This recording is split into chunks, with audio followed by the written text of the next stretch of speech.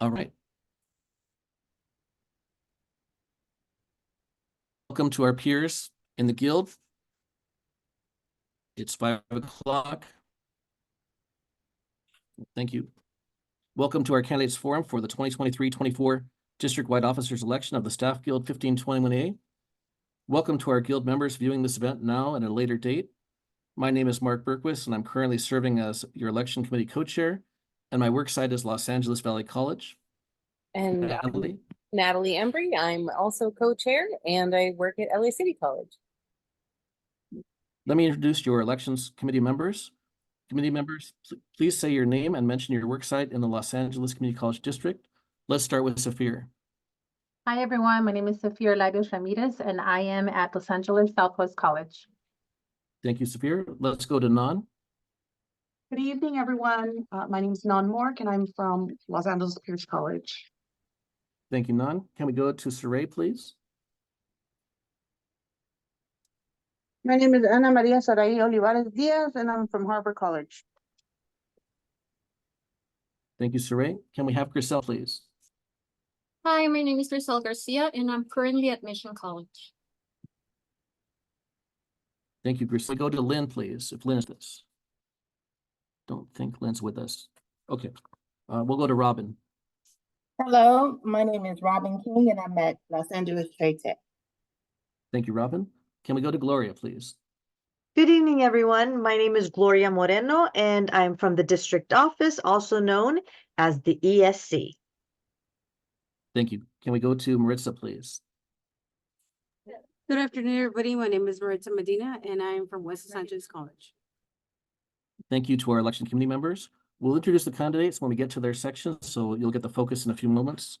I want to make a brief announcement and acknowledgement that there was an unforeseen circumstance. Our candidate forum from yesterday was unfortunately deleted from the host CFT Zoom account. We're doing a reset, as we had to do a reset to do this event today, and we're going to reschedule for the candidates forum for the offices for recording secretary, grievance secretary, and treasurer, just as soon as we can set it up. So we're working on that. Over to you, Natalie. Okay, today we'll present a series of questions to candidates for second vice president, first vice president, and guild president. Each of our candidates will have the same allotted time for their answers, 2 minutes. These questions were submitted by guild members and selected by the elections committee. Mark will be serving as our timekeeper, and the timekeeper will raise the time card when the answer period is over. If needed, I will be muting candidates who attempt to stretch past their allotted time after a count of 10. We want to remind everyone of the AFT Code of Conduct. I'm going to read from that, an excerpt. The AFT is committed to providing a positive and respectful environment that is free of discrimination and harassment, regardless of an individual's race, ethnicity, religion, color, sex, age, national origin, sexual orientation, disability, gender identity or expression, ancestry, pregnancy, or any other characteristic prohibited by law. As such, the AFT will not tolerate discriminatory, harassing, or otherwise unacceptable behavior in the workplace or at any of its activities, events, or meetings, even if the conduct has not risen to the level of a violation of law.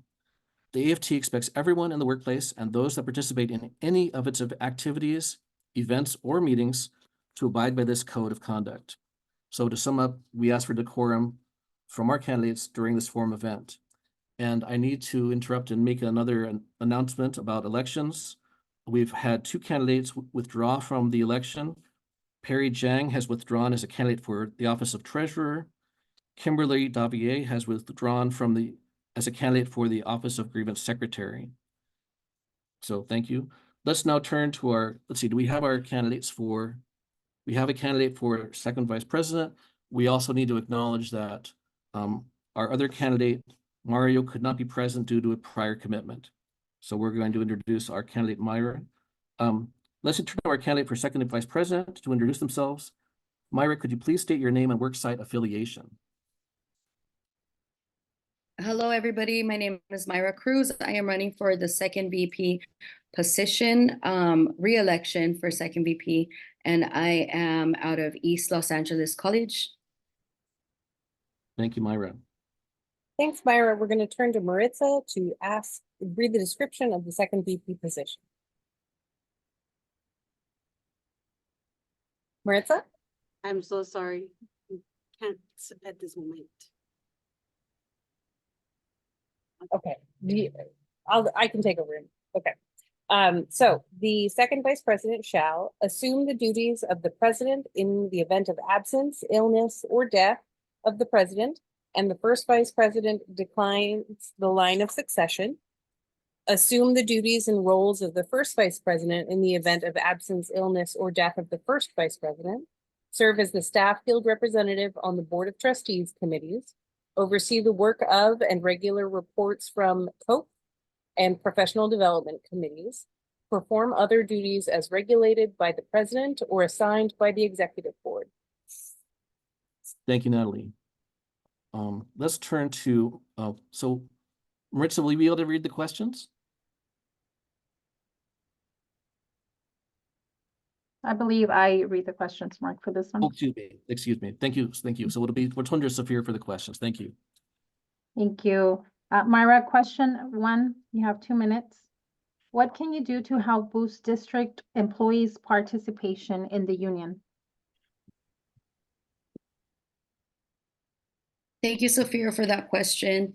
Since I started my union work with East Los Angeles College as a chapter chair, I actually did reach out to the members and, created a MailChimp. I created, a lot of outgoing information for them so that they can continue to be part and participate with the chapter. As the second VP currently, I am still in contact with a lot of the union members.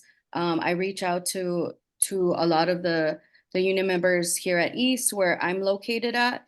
And, I have reached out to the chapter chair at the district office and at East to let them know that I am available if they need any assistance with anything, as I am their assigned liaison. Just continuing to, be transparent with everybody and have open communication, and just relaying information that I receive when I attend important meetings like at the Board of Trustees, at the Personnel Commission.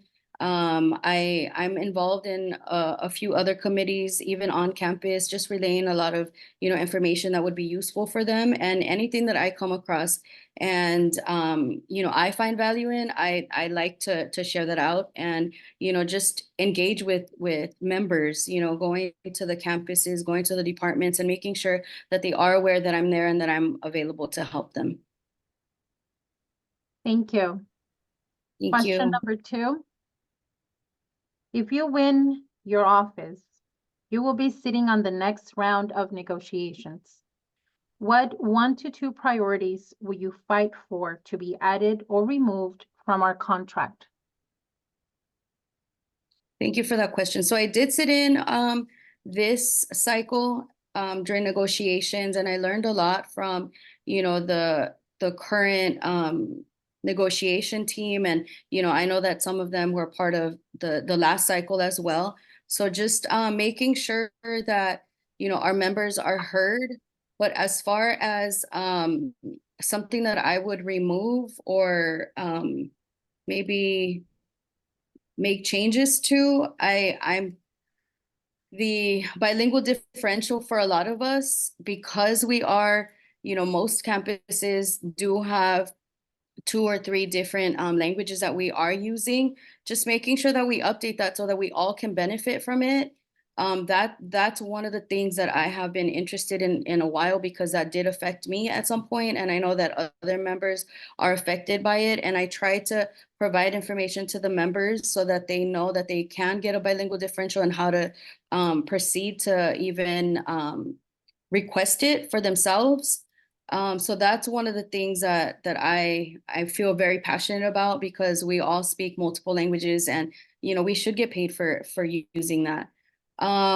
Another thing that I would probably, just encourage members to to make their voice, count as far as, what they would like to see, just reaching out to them and making sure that they are aware that changes are being made, that may affect us or benefit us with the changes in our contract. But now I'm, working on the tuition reimbursement, and we saw a few changes on that. But if we can continue to give our members, their money back for going to school, for updating their skills, for, just the money that they deserve to get back, if we can get them more than what we're already getting, then that would be something that I fight for. Thank you so much. Thank you. Question number 3. What specific actions would you take to encourage members who have stopped paying dues to come back and become a dues-paying member again? Ooh, that's a tough one. Thank you for that. I know that this time around we have seen a lot of members drop, and I've always encouraged our members to, be dues paying members, but because of, all of these challenges that we've been going through as a union, it's been really tough to encourage them. But I would definitely let them know that we're here to fight together. It's not like a one-person battle. It's all of us fighting for our rights, and we can't do that if we don't have the support from our members. We can't do that individually. We all have to work on it together. And being a dues paying member is important because you have the right to vote. You are able to, give us feedback on any of the decisions that are being made and how they affect the membership as a whole, because it's affecting all of us.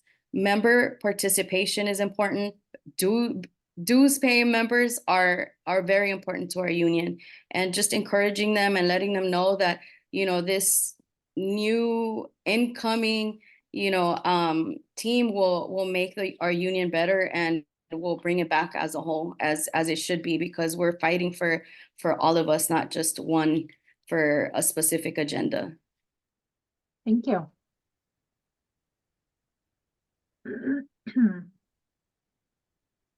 Was that it? Mm. Okay, thank Sure. you. Sorry. Question 4. Oh, one more? Okay, sorry.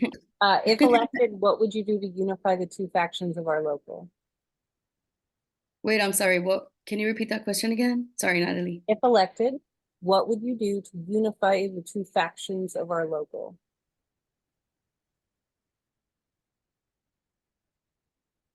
I'm not sure like what exactly, like I just want to say that if elected again, I definitely will work hard to make sure that our union is better. And I mean, I've for the past 8 months, that's what I've been doing, just fighting and, not having everything that I need to be successful in my role. I continue to fight with, with everything that I have. And I can stand in front of, different committees and different, board members and ask them challenging questions. And I mean, that's all that I can say for what I will do for our union. Thanks, Carmen. Thank you. Thanks, Saphir. And thank you to our candidate, and thank you to our election committee members. Let's turn to our candidates for first vice president to introduce themselves. We'll have the candidates introduce, state your name and your worksite affiliation. Let's start with Joanne. Joanne, please introduce yourself. Good evening, everyone. My name is Joanne Haywood, and my campus is West Los Angeles College. Thank you, Joanne. Jesse, could you please introduce yourself? Yes, good evening, everyone. My name is Jesse Salcedo, and I come by way of West Los Angeles College. Thank you, Jesse. Over to you, Natalie. Okay, let's turn to Saray to read the description of the first vice president position. Saray, please unmute and go ahead. The first vice president shall assume the duties of the president in the event of absence, illness, or death of the president. Oversee and assist the executive board in their duties. Oversee the work of and receive regular reports from the various standing committees of the local, and perform other duties as delegated by the president or assigned by the executive board. Thank you, Saray. Our first questions for our candidates for first vice president will be delivered by Nan. Nan, please go ahead. Thanks. So question one, Joanne, you will be the first to respond. If elected, how will you help in the successful search for a permanent executive director? Good question. Thank you. Well, as participated in the union for over several years now, we've gone through this process quite a few times. And the expectation was that we would already have someone in place. Unfortunately, we weren't able to be successful there. But we would, or I would make sure that we set out an appropriate listing or job description so that we can do a search and make it wide. I think we need to make it as vast as we possibly can, because we want to attract people that are qualified, not just any random person, because just to fill a gap. We want to make sure that the person has very vast knowledge in the labor union. Hopefully they would have some knowledge of the staff guild. And if they are limited in that area, they're willing to do the groundwork to make sure they get a clear understanding of what the role is. What would be their job? How would they represent the members? What are the unique things that are only unique to our local? We are a melting pot of all race, creed. The diversity is very vast, which I enjoy. And I think we would need somebody that would be able to represent us on every level, district level, national level, AFT, CFT, and also on campus, because there'll be times when we would need to have someone to visit the campus and take care of the business as it relates to our members. Thank you. Jesse, same question. But I will work collectively with the group, because essentially it's not one person who makes the decisions. I know that as I share the opinion that we would seek out persons who are viable candidates, meaning that they fit the criteria for the position. But most importantly, I think if I had to narrow it down to particular points of importance, would be to make sure that this candidate would support not only whomever is in the time being an officer, but also our staff, because we do have staff members in the guild office, and that person needs to make sure to work alongside all those individuals and hold up the collective mission and goal of our overall guild, which is inclusivity, and make sure that this person's influence and presence is in a supportive manner, and basically carrying out the duties that an executive director needs to do. So those are the qualities that I would prioritize in seeking out a candidate for that position. Thank you. Question number two, Jesse, you'll be the first to respond to this. What can you do to help boost district employees' participation in the union? Well, first, I know that it's already been mentioned by Ms. Cruz that I think the elephant in the room is that we need to get our house in order. It's very difficult, challenging. I can tell you, as serving as the chapter chair, watching some of our membership decline because we don't have our house in order.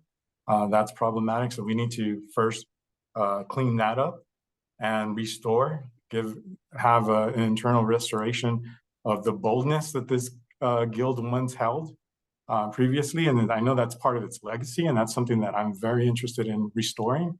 And so I think the members, you need to offer them something to come home to, right? Or come to. And when we're not negotiating or we're not doing things in a collective, in a shared way, that every voice and every member, it feels empowered, that their input is respected and acknowledged. I think that's important.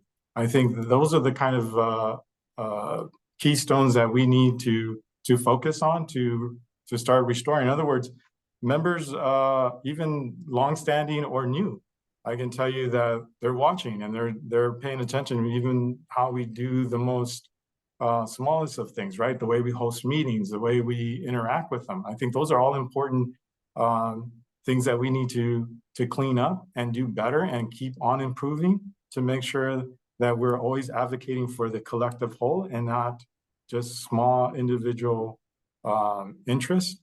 I think that is paramount to increasing membership participation. Thank you. Joanne? I do agree that we need to get things in order. However, the way we tend to deal with each other, whether it's in groups or just one-on-one, we need to be sure that we are more solution-driven and not be argumentative. We have to treat the members as though we ourselves are in the situations that we're in, right? If we're looking at the outcome of our membership, I've been in this union for 25 years plus, and I've seen the ups and downs that we've gone through, but we're very resilient. And I think that if we caring, not only in the structure of the union, but the people, right? Because the people are the ones that make the union. There would be no reason for any of us to be here on this panel at this moment if it were not for our members. So I would say that you focus on the solutions. As things come up, we deal with it and deal with them respectfully, right? Deal with them caringly. There's a phrase that I really love that says, there are only two times to be kind, and it's when we feel like it and when we don't. And I think we cannot lead our members without a caring heart or just loving them, right? If then they become a number, it becomes just something that we do because, it's available to us. We want to be a part of the union. That's not the way we should do it. And of course, we make mistakes. We're not perfect, right? Things are going to happen, but we need to be engaged in conversation as to how we can best improve ourselves and improve the service that we render to our members. Thank you. Thank you. So question number 3, what have you done for the local as a whole while a member? Anyone? I'm sorry, Joanne. I Okay. apologize. No worries, no worries. Could you repeat the question? Yes, of course. Okay. What have you done for the local as a whole while a member? Wow, that's a big one. I started out in the Guild by just volunteering. I did not hold an office at the time, but I saw that it was important to be a part of something. If you want something to grow, if you want to understand the ins and outs of something, just participate. Get in there, jump in there with both feet and participate. That's the way I did. After that, after just volunteering, I tried to be a part of almost everything that I could possibly be a part of, whether it's reaching out to members, just calling them to do welfare checks, just to see how you're doing, informing them of things that are going on within the union or within the district, how they affect you, what can be what can you offer to the union? Even as recent as a week or so ago, members had questions, and I give them according to my knowledge and according to the contract, because that's very important. Yes, we may have our own feelings of how things should be done, but I make sure that the direction or the suggestion that I afford our members would also enhance them, right? Enhance their job participation, enhance their leadership on their work site, enhance the benefits that they ask for as a employee of our district. So just participating where I can, get it involved where I can, making sure our members are well informed, those that I encounter, going over and beyond to reach out to our members and making sure they are doing well and they have the information that they need. Outside of that, I'm always available, no matter who it is. and at what time. And I respect every position within our staff, Gail. And I make sure when I speak to members that they do so as well. Thank you. Jesse, same question. Okay, I can tell that my engagement initially started with attending meetings and becoming more informed with the internal workings and the external impact that those workings had. So it made me a natural fit to become a chapter chair. And I think probably even then, I would say that I was already creating or engaging in union literacy, because I think that's one of the things that often new members or members have been around. You know, I can tell you as when I served as chair at West, when I first came on board, some members that had been here over 15 years, they weren't aware of, you know, certain policies or information that would impact them. You know, something as simple as saying, hey, you know, you work in this department, but you're not supervised by a faculty member. So again, union literacy is very important. And I think that's the big connection or piece that oftentimes gets muddled in these roles, whatever you're serving just as a member, either someone that's been a senior member or someone that's actively participating in an executive board position, whether it's a delegate or chair or grievance representative. I think that's the most important thing that we can do is start that dialogue of union literacy, letting them know that these are the benefits that you have. This is what the contract protects against, those kinds of things. So those are things that I was already naturally doing even before I was elected a chapter chair.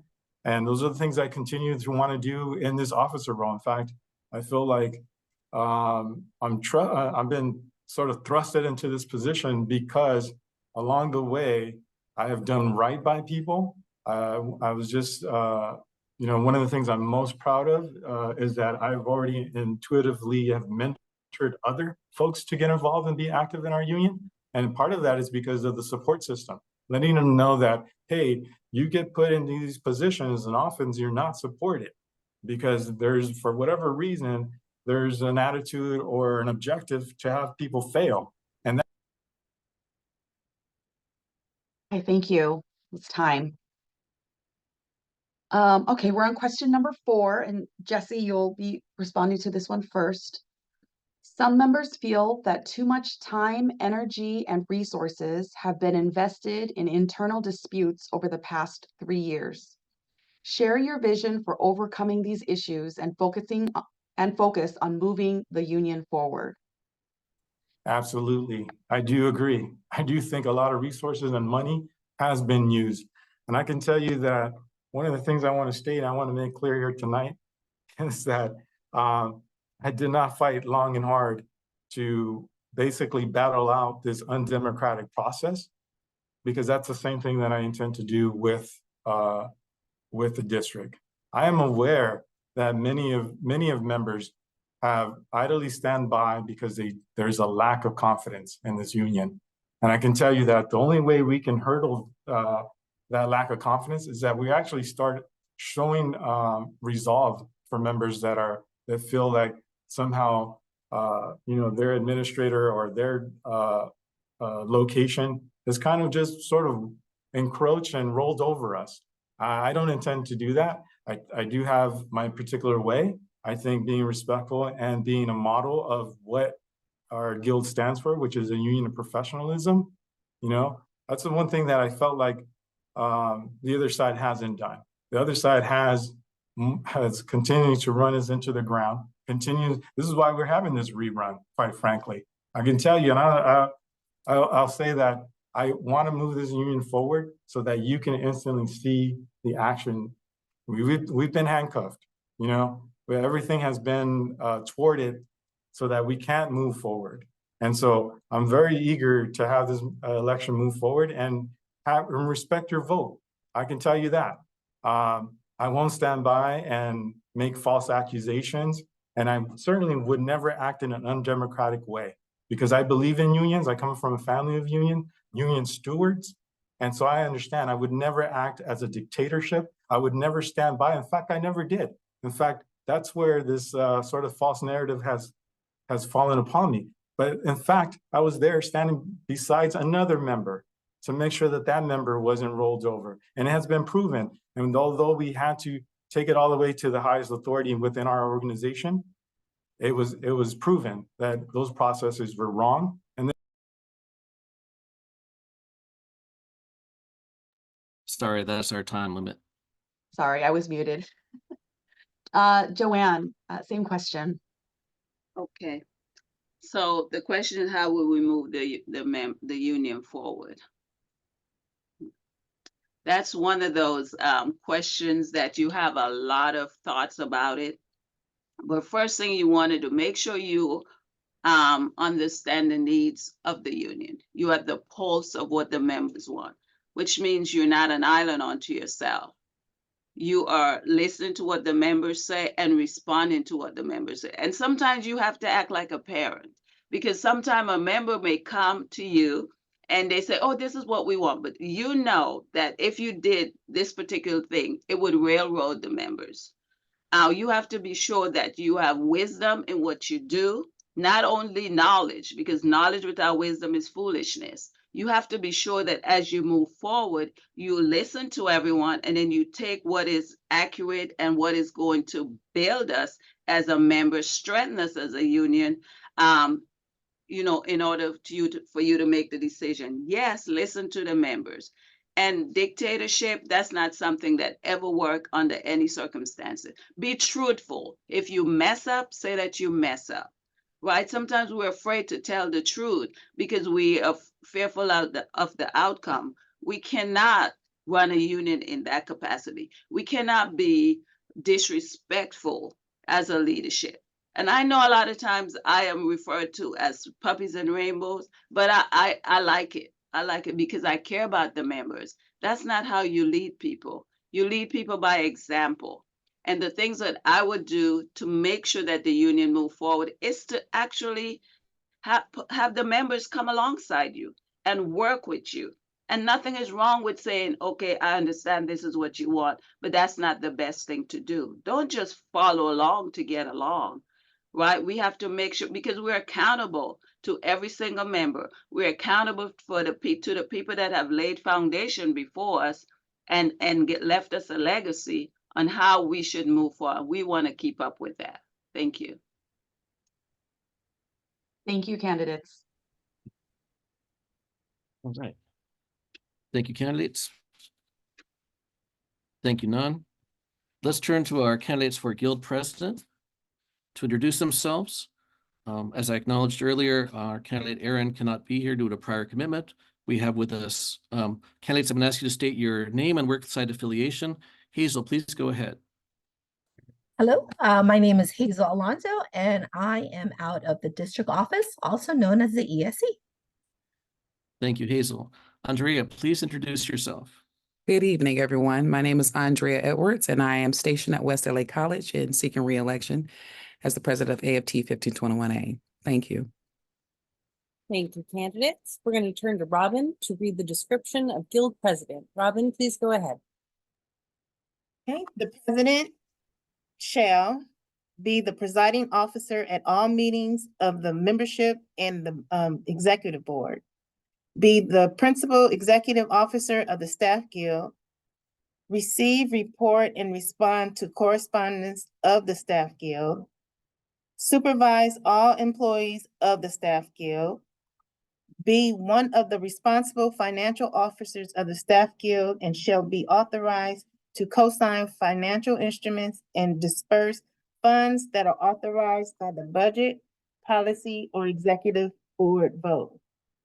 Represent the staff guild before the employer and executive and legislative officials.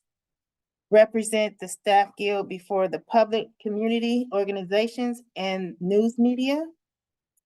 Be by office a representative to the convention of the American Federation of Teachers and meetings of convention of its affiliated bodies. Make a written report to the staff guild membership at every membership meeting. be able to delegate the responsibilities of the office except where otherwise specified by the Constitution, consult with the executive board on important matters affecting the staff guild, but the president shall not enter into any substantial long-term financial obligation, and in no case financial obligations longer than 1 year without the express approval of the executive board at a meeting between executive board meetings. Approval may be made only by the unanimous consent of the members of the executive board who's cast a vote of over a 24-hour period. Such approval shall only be sought if written documents specifying the precise nature and extent of these financial obligations are provided with the approval request. Thank you, Robin. Our first questions for the candidates for guild president will be delivered by Griselle. Griselle, please go ahead. Good evening, everyone. Question number 1, Hazel. What can you do to help boost district employees' participation in the union? Thank you for that question. I think it's been repeated and stated today by multiple other candidates. I think a way in which to boost member participation is more surrounding that of education. I think our members want to get involved, but find themselves only getting involved when it's necessary. I think from the start, my approach will be that members should really fully understand their contract and everything that those that have served on negotiations committees in prior years have been able to win for them, what their rights are as a union member, because our greatest disadvantage is not having the education regarding our contract. And that's how the administration takes advantage of us. And I think what needs to transpire moving forward is more interaction from the members, having them understand the importance. This also goes to the question of how can we attract back non-paying members? Every voice matters, and we are only as strong as how we stand together. And so from, again, tuition reimbursements to our COLAs, to our additional steps within the district and equity and equality, that needs to be honed into our members. That more people who decide to leave the union because they are not happy, it weakens us as a whole. And so at the end of the day, we are doing our disservice by not providing that education and providing the tools for our members to understand exactly how much strength lies in our contract and everything that we can achieve by understanding what is owed to us, what has been bargained for us, what has been spoken against with the administration. Thank you. Thank you. Andrea, same question, please. I think it's twofold for me. And I think in my 8 months of understanding, the biggest thing that I can take away was having grace to learn. Even though at times you'll be told you don't have the authority to execute, I use this critical time to learn. To bolster participation, you have to do it by example. I think, again, getting our house in order, rebranding, retention, recruitment. I think if I'm looking at this logically, you have to understand that we've been hit. We've had some issues, but we have to be truthful and transparent about where those stem from. How do we get better? And how do we use our dues to fight for members and not to internally hash out these issues that we can sit down amongst brothers and sisters and collegially work through? Who joins something where there's a hostile environment? No one. Sometimes we don't want to go to work for those very same reasons. So I think in application, we can say these beautiful words, but it really just gets down to the nitty gritty of doing it, right? If we are brothers and sisters in this union, then that's what stewardship is. And that's by the etymological meaning of the word unionism, right? So outside of the big things, living by action, recruitment. Keeping an active log. If we see somebody has left, reach out to your brothers and sisters, say, what can we do, or what happened, or what transpired? Retention. Having those general membership meetings, it says 3 minimum, doesn't have to be the end all. Bringing the business before our members. Then the other part is mentorship. I jumped in here 2 feet, and it hurts. It's a lot. I can't say that have not been a mental and emotional thing, right, for me. But I saw what was happening, and I said, I will not let our legacy go down like this. I would wish we understood what the merit system was, and it was training. What is the role of our board of trustees? What is the role of administration? What is our CBA? Can we bargain above the law? Yes. Here's these things that members have to know. No one wants to join something that looks dangerous, hostile, and a lack of knowledge. Sometimes I think there's fear in jumping into something, and we can mitigate that trepidation just by being real and authentic and honest about where we are. And I think that's what's lacking. I would never shame a member for choosing not to be a member, although I would educate them on why. Thank you for the question. Thank you. Question number 2. Andrea, if you win your office, you will be sitting on the next round of negotiations. What 1 to 2 priorities would you fight for to be added or removed from our contract? That is an awesome question. I would definitely say I would take that time within the next few years to get the training that I need. It was a beautiful process of watching the back and forth with the district. Here's what I would tell you. Our contract has 30 years worth of language, and every word matters, even if it says consent. Every word matters, because like I said before, did you know we can bargain above the law? You can. A lot of times I see that we digress by saying, oh, it's the law, but we also can bargain how that transpires in our college district. Another thing I would educate myself on is how to include people into the negotiation cycles by training them for those people that are interested prior. It's a lot of fear again about what should I do? Should I not do it? And I don't think it opens the door for people to sit in those cycles. Under Article 3, one big thing for me was harassment. I don't think we have enough protections in there when administrators at departments have a history of abuse.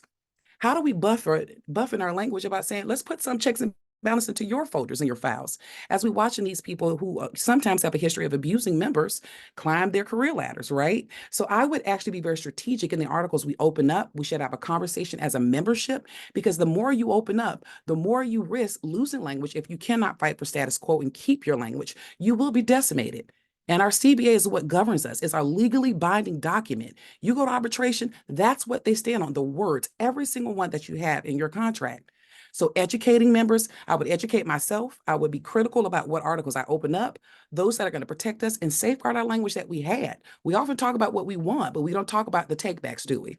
So you have to be very careful, right? And I think we have to be very transparent in talking about the wins, but also what we struggle with and those losses.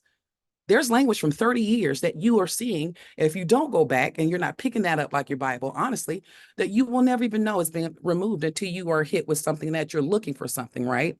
So if I'm sitting on that negotiation table, it really is talking to you guys and asking you, what do we spend our time on? Thank you so much, Mark. Thank you. Hazel, same question, please. Thank you for this question. I really appreciated hearing it earlier. Having sat and co-chaired as chief negotiator 2 cycles ago, my main goal, if again given the opportunity to sit as the chair or co-chair as the negotiation for the contract, would be, in all honesty, a honing focus on Article 23, which is, of course, our salaries, our steps, because as the studies have shown, when we did that cycle 2 cycles ago, we have over 70% of Unit 1 members who have been with this district more than 20 plus years, and they are stuck at step 5. And we continuously fight with the district on how to move forward from that step 5. And so as much as, yes, I do agree that every word matters within the CBA, at the end of the day, we need to be able to put food on the table for our families. And Article 23 is what has continuously been the focus of our members. And so what I would want to concentrate on is more steps beyond the 5. Of course, there's always a comparison. Why can't we be similar to faculty? Unfortunately, faculty pay scales are different. But that is not to say that we cannot achieve additional steps. We have already conducted studies with other classified colleges within California, and there are other colleges beyond the 5 steps. So we have the analysis. What we need to do at the next negotiation cycle is actually get the district early on when the money is there, to talk about increased salaries beyond COLA, because like everybody says, COLA is not a raise. We understand that the district hoards money in certain areas. And so participating in that negotiations team and understanding that, I think, would be very important for the union. Thank you for that question. Thank you. Question number 3, Hazel. If elected, what is your plan for a successful search for a permanent executive director? Thank you for that question.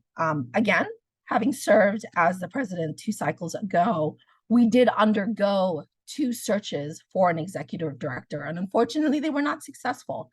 But similar to an answer provided earlier tonight, I truly believe we do have to expand our search, and we need to go over the current description for the executive director. What we experienced during the 2 unsuccessful searches was that individuals who applied for the job did not have an understanding as to what the local was looking for. And even candidates who were provided to us by our state affiliates as recommendations totally do not understand the distinction of what it means to be in the classified service. We had executive director candidates who came from the faculty arena and only saw the name AFT and automatically assumed that they were applying for a faculty position. So what I can do and what, you know, any officers and those who participate in the search for an executive director can educate and provide more information for the candidates who are interested in serving the staff guild. That again will save the time and the effort and actually condense the amount of candidates that do come forward and want to serve as an executive director. I think we have to show more focus where our areas are within the staff guild that need help, where that would-be executive director would have to, hit the ground running, and where they would have to focus immediately upon taking over the position. So if given the opportunity, that's how I would go about in the search for an executive director. Thank you for that question. Thank you. Andrea, same question, please. I think looking at it practically, CFT has state funding that actually helps us to find an executive director. That's number 1. We have to make sure that we are making ourselves attractable to the right executive director. We come and go every 3-year cycles. An executive director is so critical to maintaining how our staff function, how the incoming incumbents are coming in, to making sure that hostile transitions are not effective because they are the gatekeepers of making sure access to software is there. When you are looking for a candidate, the first thing you need the money to pay them. And you have to apply for those stipends. We need to make this look attractive to somebody so we can get a quality candidate.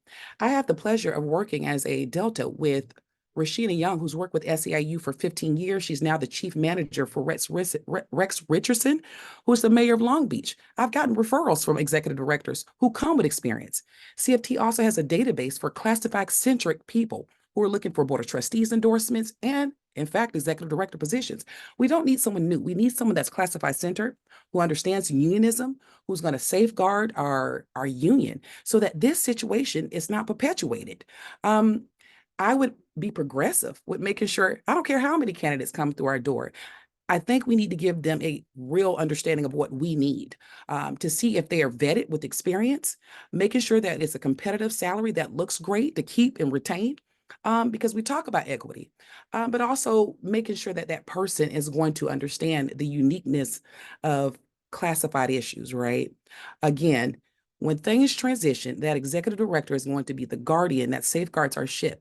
We are hoping, like our OPIUI staff that have been here for some 15, 20 years, 8 years, that they'll be here for the long term to make sure that how we operate doesn't get impacted by, again, hostile transitions. It's a sad thing when you're walking through the door and you have no records of anything. I think that executive director has to come in understanding that this is tough. Unionism requires thick skin. There's going to be some hard days where you don't always get it right, but they are going to protect and safeguard our union and the business of that. That's the main thing. But there's avenues to getting someone. Thank you. Thank you. Question number 4. Andrea, what top 3 priorities, what are your top 3 priorities while in office? How will you ensure the board and chapters continue to expand and gain knowledge to strengthen the union as a whole? You know what? Number one is to survive. I must say, this has been the gauntlet. I came in with this beautiful rainbow scenario of what unionism was, because that's where my heart is. But I realized that it is a level of grit that is required. I think I'll continue to do what I did in the background. Even with my hands cuffed, I continue to build relationships, right? I have established relationships with Board of Trustees, with Chancellor Rodriguez, with administration. I've actually solved problems by going directly to the president and telling them this is what is happening at your campus. And because I had the ability to know how to use a scalpel, not always a hammer, I've been getting what we need done, So I even had a trustee come to me and say to me, thank you for using that model that classified our educators too. If this thing comes about, we're whole harmless and we have a crash, I'll be more inclined to understand and not hire that $300,000 salary to open up our coffers to make sure that you guys are protected. That's the key of politics, about building rapport, not bending the knee, but understanding you don't go up and tell the board that you're stuffing money without having documentation, because you're speaking for everyone. You have to understand that the board, it's in our contract, has the authority to tell administration what to do. Who do you think we're negotiating with?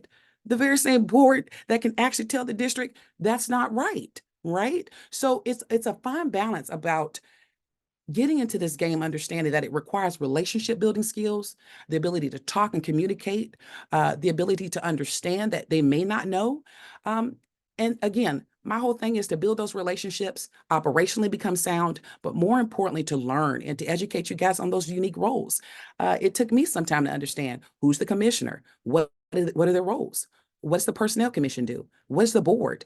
What is the district's role here? Because if you don't understand that, you'll be offended by everything. So I choose to sit back and not be offended by the lack of knowledge.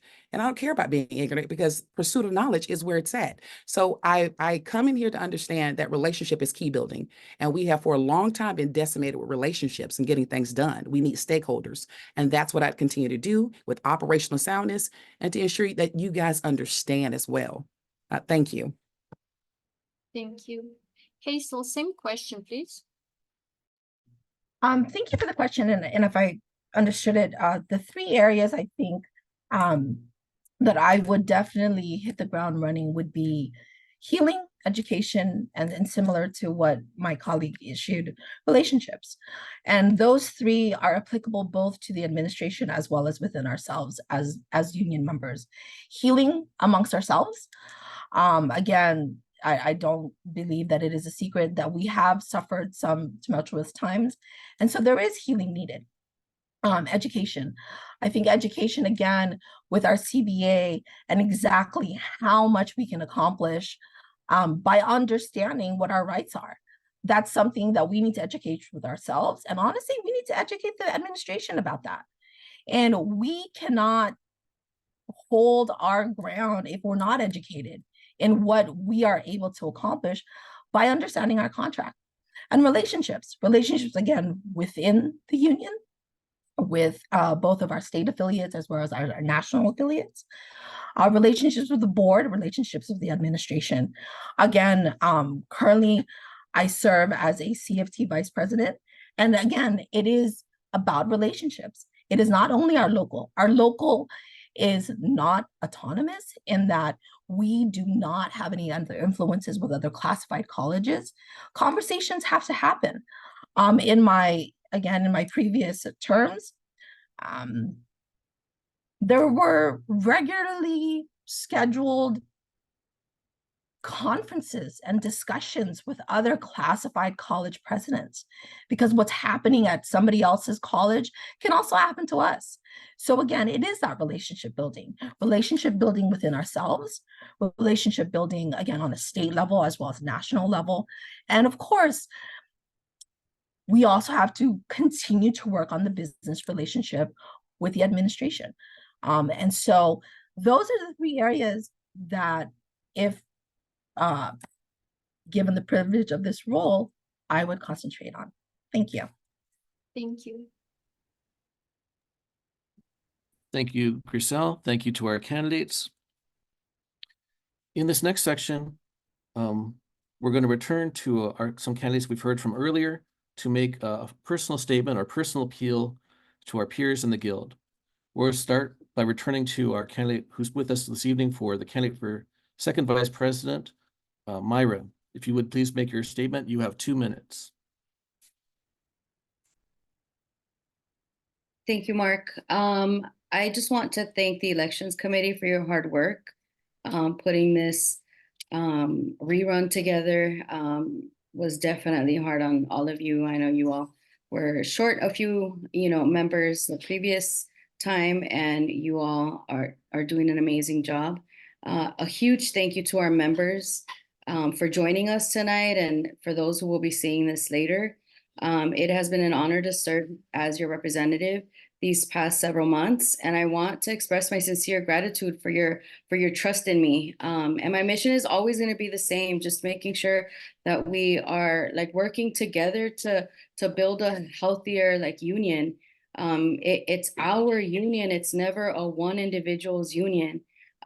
So just making sure that I do serve you with professionalism and integrity. Those are definitely things that I want to make sure that you all are aware, that when I go to any of these committees, that I am, professional when I speak to Vice Chancellor Rodriguez. I do approach him, and I'm professional when I speak to him. I'm not demanding of anybody's time.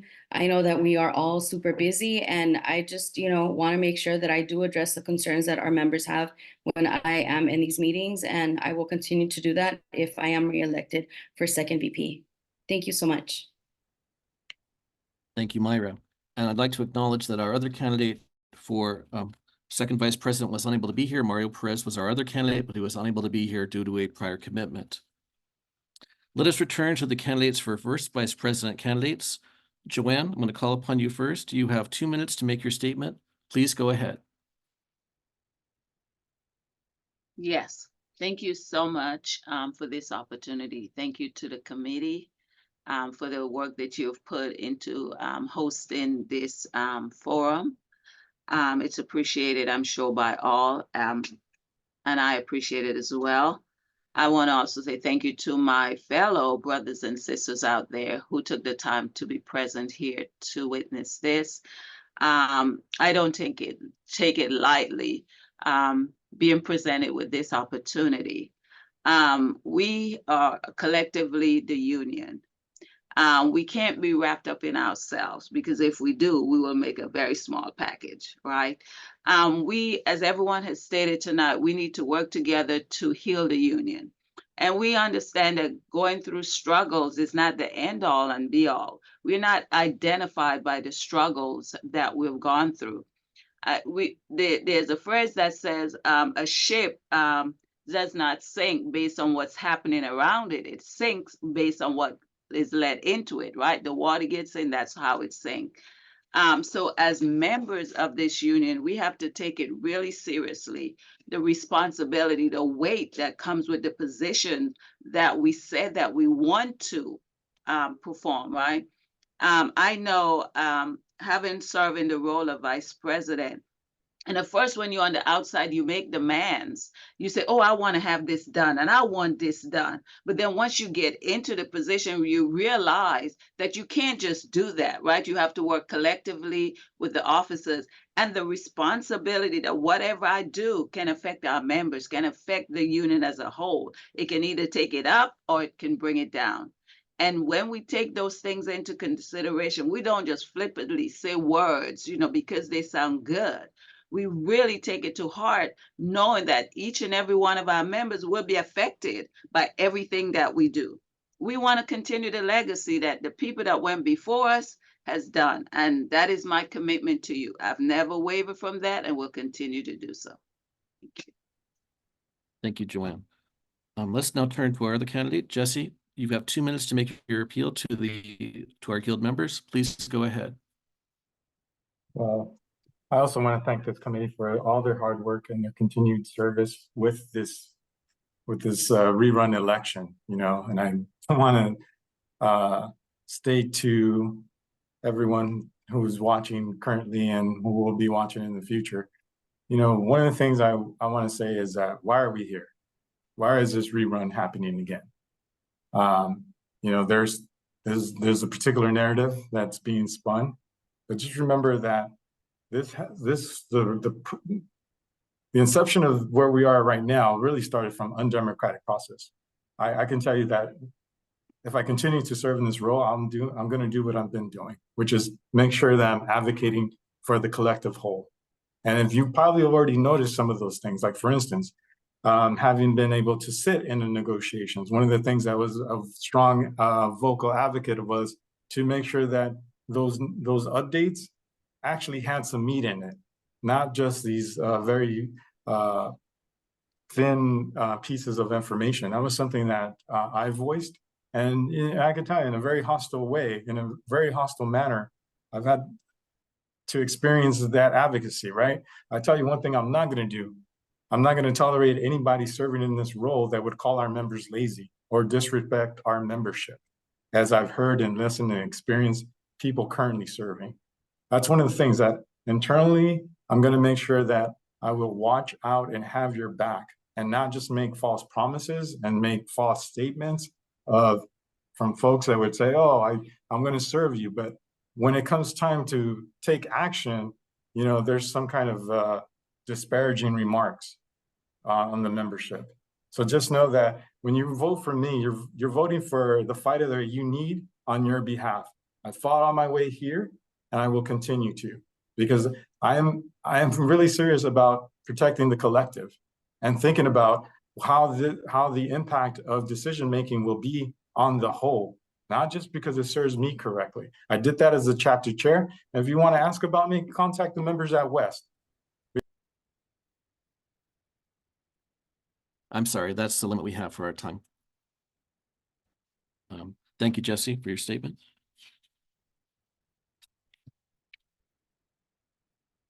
Let's return to our candidates for guild president. Hazel, you have 2 minutes to make your statement or appeal to our fellow guild members. Please go ahead. Good evening, and let me say thank you again for the election committee for putting this together, despite the difficulties, as well as the attendees who've taken their time to join us today, and for those that will be seeing the recording at a future time. All I can say today and ask for your support in being reelected as president for AFT 1521A is that we fight hard because it means that much to us. And I know there is a narrative. There is a narrative that's been transpiring for months or maybe even years. And what I ask with every member out there is to vote from their heart and what they know, and let the actions speak for themselves. It is in my opinion, again, that I have served this organization to the best of my ability in my previous term, and we have had a lot of wins.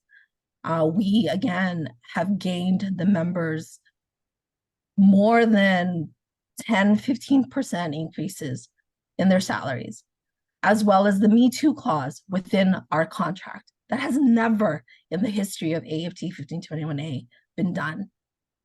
I urge every member to understand what that means. And I know right now there is hurt. And as I mentioned earlier, we do need to heal.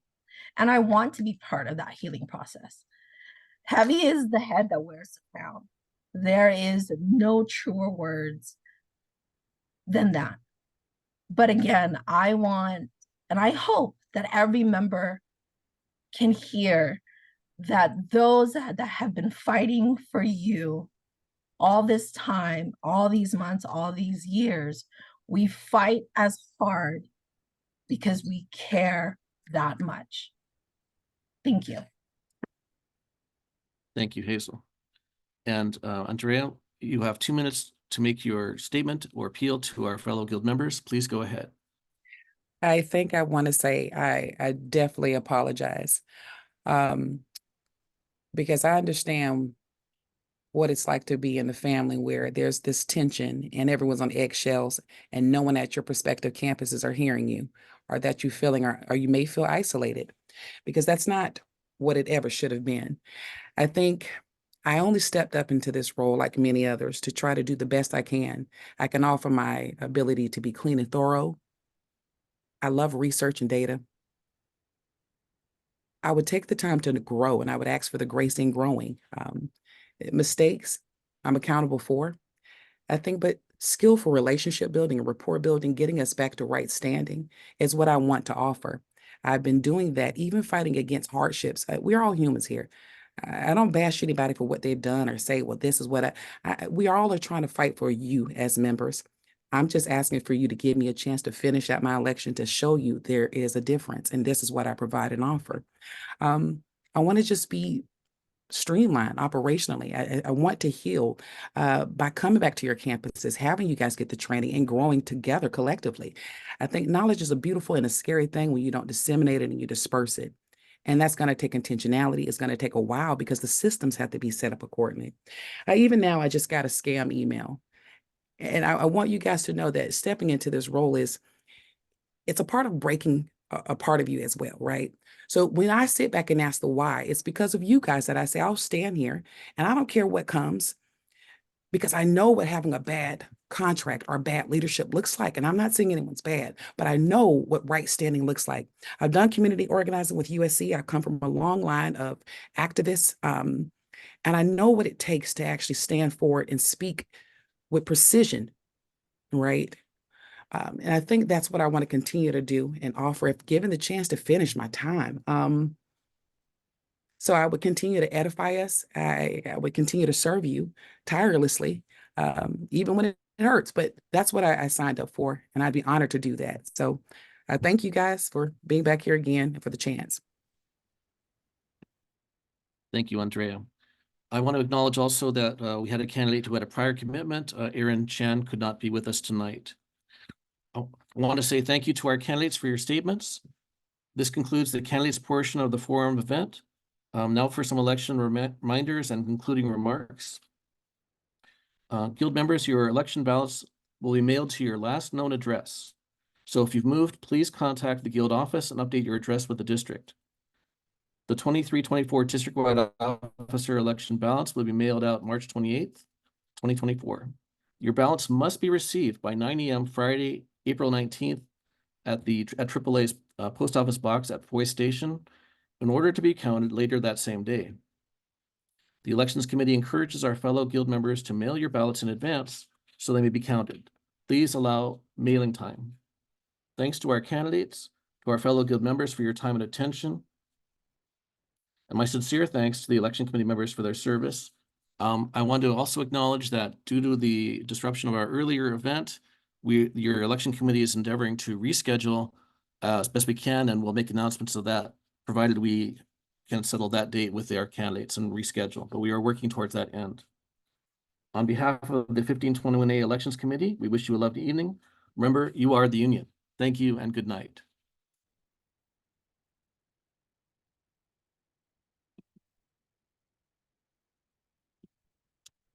Our recording is now stopped. Thank you, everyone. Thank you. Have a good night, everybody. Thank you, everyone. Hi. Quick question, Mark. When will our candidate statements be emailed? So my understanding was that we were asking the Guild office to get them out today. So I actually emailed about that, but I was busy getting this forum set up, so I that's all I could do was to ask about that, but that was I believe that was in our timeline. Am I correct on that, Natalie? Do you remember? Yeah, we emailed the staff today to request that go out. Thank you so much. I appreciate it. Everything, you guys. I appreciate it. Good night. Great night, everyone. Thank you. Mm.